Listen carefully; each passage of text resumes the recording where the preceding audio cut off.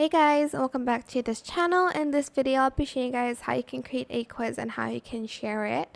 So go to Quizizz AI and you can either extract questions from worksheets, documents, YouTube videos, or websites or online articles. But I'll just do this one for now. So I'm just going to enter a quiz topic, maybe one about, let's say, geography or like flags. Numbers of questions, let's do 5. Select subject, geography. Does it count geography or social science? Geography, right? Okay.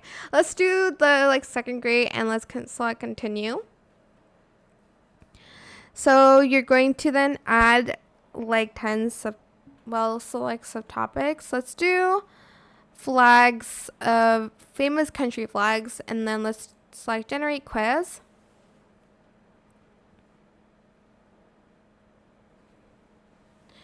And to share, you do need to publish it first. So publish it.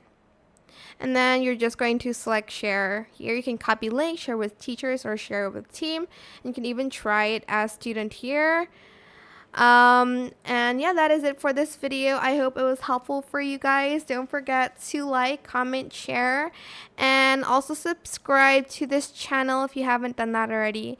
If you have any more questions about this video, just leave it in the comment section down below.